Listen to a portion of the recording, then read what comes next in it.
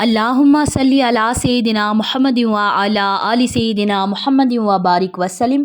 Daily Islamic network YouTube channel پر آپ سب کو خوش آمدید۔ 3 طرح کے لوگ ایسے ہیں کہ جنہیں قیامت کے دن اللہ تعالیٰ ان سے ہم کلام نہیں ہوگا، استغفر اللہ، اللہ تعالیٰ ان کی طرف دیکھے گا بھی نہیں۔ وہ 3 لوگ کون ہیں؟ اتنا سخت حکم، حالانکہ محشر کے دن قیامت کے بعد سب سے بڑی جو انسان کے لیے سعادت ہوگی وہ اللہ تبارک و تعالیٰ سے ہم کلام ہونا، اللہ سے ملاقات، اللہ کی زیارت کرنا ہے۔ لیکن جب اللہ تعالیٰ ہی رخ پھیر لے انسان سے قیامت کے دن، معاشر کے دن، تو انسان کے پاس تو کچھ بچتا ہی نہیں ہے۔ لیکن وہ 3 طرح کے لوگ کون ہیں؟ حدیث پاک میں آتا ہے، نبی پاک علیہ الصلوۃ والسلام نے اتنا سخت حکم بیان فرمایا، حضور فرمانے لگے کہ اللہ تعالیٰ قیامت کے دن 3 قسم کے لوگ ایسے ہیں کہ نہ ان سے کلام کرے گا اور نہ انہیں پاک فرمائے گا، نہ ان کی طرف نگاہ کرے گا۔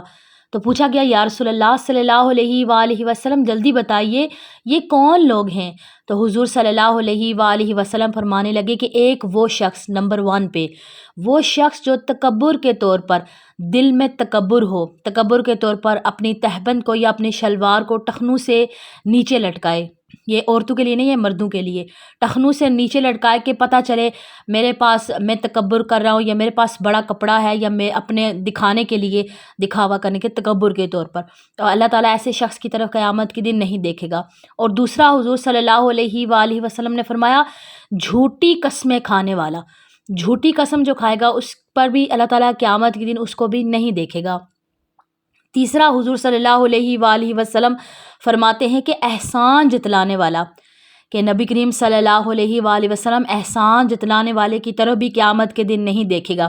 تھوڑی سی کسی کے ساتھ نیکی کر دی یا کسی کو کامیاب کر دیا، بار بار اس کے سامنے اس چیز کا ذکر کرنا، ہاں تو ایسا تھا، میں نے تجھے یہاں سے یہاں تک پہنچا دیا ہے۔ یا اگر کوئی استاد بھی اپنے شاگرد کو یہ کہے کہ میں نے تو ان پر بڑی محنت کی تھی اور بڑی محنت کر کے میں نے تجھے اس مقام تک پہنچا دیا ہے، تو یہ سراسر گناہ ہے۔ ایسے لوگوں کی طرف اللہ قیامت کے دن نہیں دیکھے گا۔